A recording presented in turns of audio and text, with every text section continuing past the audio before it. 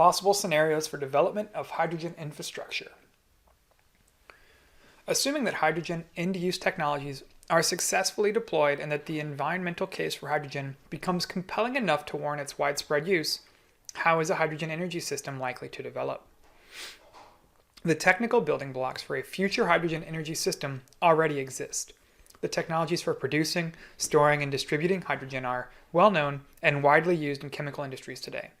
Hydrogen end-use technologies include fuel cells, hydrogen vehicles, and power and heating systems are undergoing rapid development. Still, the cost and time constraints inherent in changing the present energy system mean that building a large-scale hydrogen energy system would probably take many decades. Because hydrogen can be made from many different sources, a future hydrogen energy system could evolve in a variety of different ways. In industrialized countries, hydrogen might get started by piggybacking on the existing energy infrastructure. Initially, hydrogen could be made where it was needed for more widely available energy carriers, avoiding the need to build an extensive hydrogen pipeline distribution system. This could help avoid the chicken and egg problem of introducing alternative transportation fuels.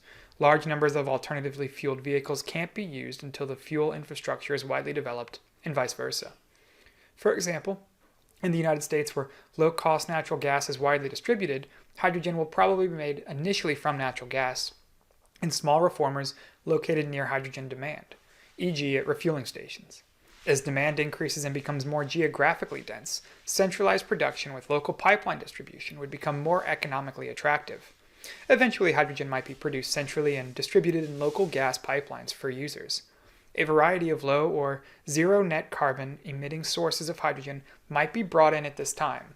For example, centralized production would enable a large-scale production of hydrogen from fossil fuels with separation and sequestration of CO2. Centralized hydrogen production is required to make CO2 sequestration economical. Otherwise, the cost of gathering CO2 from many small sources is prohibitive. In other areas, as in many developing countries where there is little existing energy infrastructure and projected rapid growth in demand for transportation fuels, it might be preferable to develop centralized hydrogen production, for example from coal or biomass, with local hydrogen pipeline distribution from the beginning, provided that there's enough market for hydrogen to justify building a large hydrogen plant, as required for low-cost gasification. Initial markets need to not be entirely transportation fuels. Some of the plant's output could go to the industrial processes such as ammonia manufacturing for fertilizer or to co-produce electricity. A possible sequence for developing a hydrogen infrastructure based on hydrocarbons fuels is shown in Figure 14, starting with early infrastructure and progressing to I apologize for hitting the microphone. A possible sequence for developing a hydrogen infrastructure based on hydrocarbon fuels is shown in Figure 14, starting with an early infrastructure and progressing to city-scale systems and eventually to a hydrogen economy with CO2 sequestration. An evolution towards use of hydrogen would begin with production from existing energy sources near the point of use. Once a large, geographically concentrated demand evolved, hydrogen might be made centrally and carbon sequestration could be done. Although it's not explicitly shown in this figure,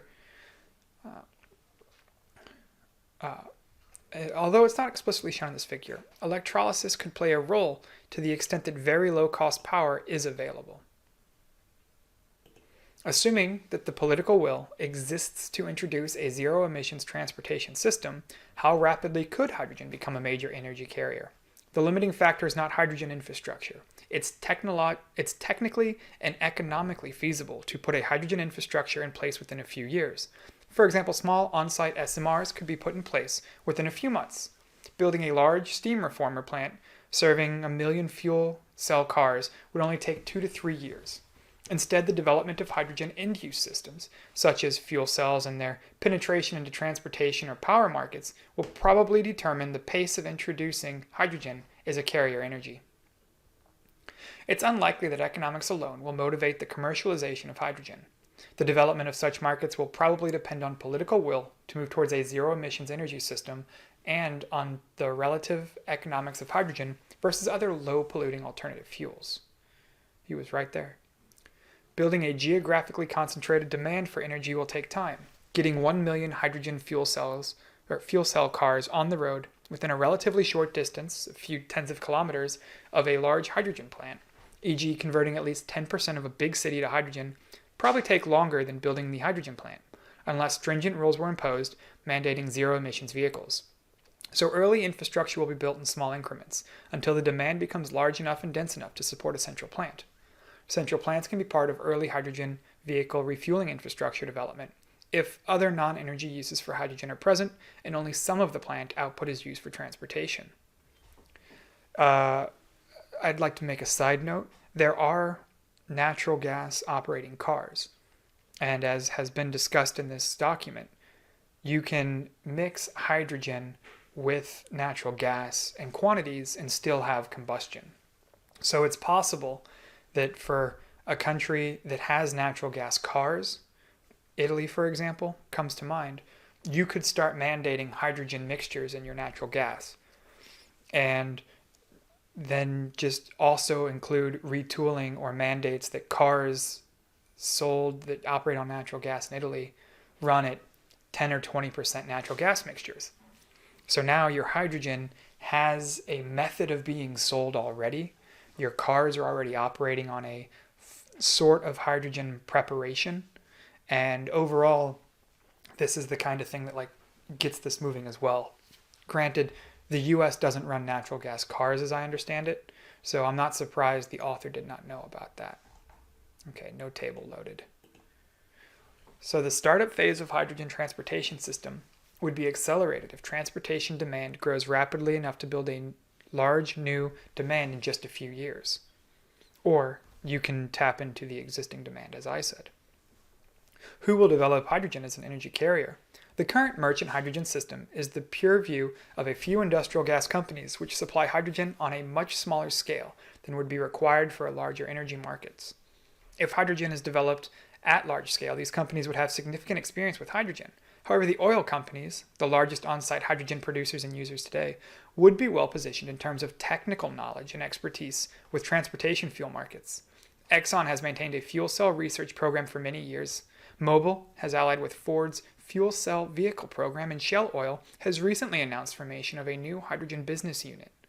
Another interesting possibility is the idea of independent fuel producers, analogous to independent power producers, who are now building 100 to 200 megawatt power plants around the world. An independent fuel producer would contract to supply a city with hydrogen fuel at a certain price for a certain length of time. Such companies might collaborate with a hydrogen vehicle provider offering a clean transportation package for bus or fleet markets, initially and later for public transportation fuel. It's technically possible to build a hydrogen energy system today. A hydrogen vehicle refueling infrastructure will probably cost no more than a new system for other alternative fuels, such as methanol or synthetic middle distillates. Is that right? Middle distillates? Okay. Assuming a large level of use. A key step towards development of a hydrogen infrastructure is development of enabling technologies such as automotive fuel cells and onboard hydrogen storage systems on the end-use side and gasifier-based hydrogen production systems and sequestration systems on the hydrogen supply side. Small-scale reformer technology will be important in the early stages of a hydrogen energy system. In the longer term, development of lower-cost, more efficient, large-scale coal-to-hydrogen systems will be important in countries such as India and China. Biomass hydrogen could also play a role in many developing countries. The viability of carbon sequestration needs further investigation to keep the fossil hydrogen option open in a future energy system with low greenhouse gas emissions. There is an acknowledgement I will read as well. Discussions with my colleagues at Princeton's Center for Energy and Environmental Science Studies over a period of many years have been instrumental in helping formulate the ideas expressed here. I especially thank Robert Williams, Eric Lawson, Robert Sokolow, Thomas Kreutz, Subramaniam Srinivasan, and Margaret Steinbugler, now at United Technologies Research Center. I also acknowledge expert programming assistance from Kasti Tudan, Multimedia Engineering Computation Atelier, Princeton University. In estimating vehicle energy demand densities from Geographic Information Systems data, for insightful comments on earlier draft of this manuscript, I thank Sigmund Gronich, United States Department of Energy, Eric Lawson, Princeton University, David Namias, National Hydrogen Association. Ron Sims, Ford Motor Company, Pat Spath, National Renewable Energy Laboratory, Sandy Thomas, Directed Technologies Inc., and Rainer Wöste, Ludwig Bolko Systemtechnik. I acknowledge the reviewers for annual reviews of energy and the environment, who made numerous useful suggestions for improving this paper. I loved this paper. Again, that was Prospects for Building a Hydrogen Energy Infrastructure, an annual review of energy and the environment by Joan Ogden. Great work. This came out in 1999, so a lot of the data is old. That doesn't make it wrong, but a lot of it's come a long way. Easy example is the electrical markets have changed, so some of the documentation conversations about that are wrong, just by fundamentally aspects of things haven't gotten better. Germany now is trying to build 20% of its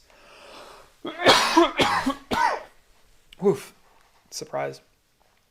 Germany's trying to put 20% of its natural gas system into hydrogen.